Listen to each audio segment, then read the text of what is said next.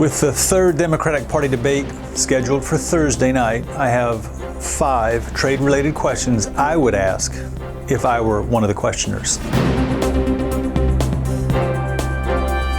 With a Republican president who has largely co-opted traditional Democratic Party positions on international trade and largely brought his party along with him, these are times when the old adage, politics makes for strange bedfellows, would seem to apply. These are also difficult times to ignore trade on the debate stage, as has largely been the case for most recent elections. Question number 1. President Trump has the United States engaged in a trade war with China that is unlike anything seen in a century in this country. If you were given the keys to the Oval Office after the debate tonight, would you make any changes to any of the U.S. tariffs already in place? If so, which ones and why? Question number 2.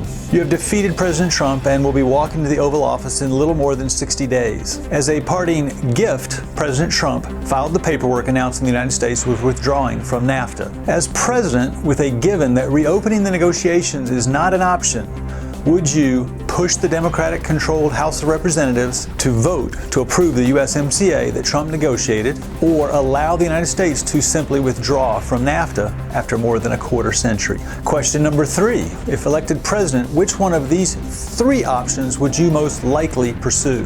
Resume the effort begun in the Obama administration for a free trade agreement with the European Union, which was called TTIP. Try to enter a free trade agreement with Great Britain. This assumes it has withdrawn from the EU.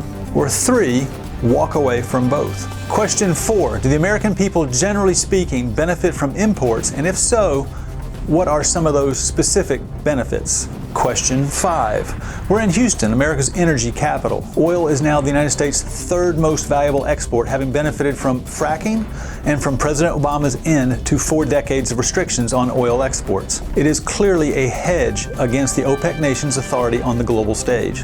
As president, would you continue to allow fracking, aware of the environmental issues?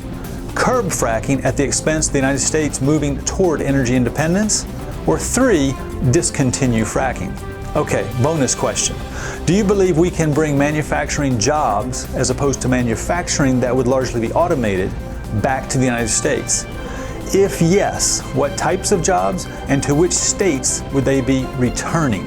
This is Ken Roberts, and this has been another episode of Trade Matters from inside the numbers and outside the Beltway. Thanks for watching.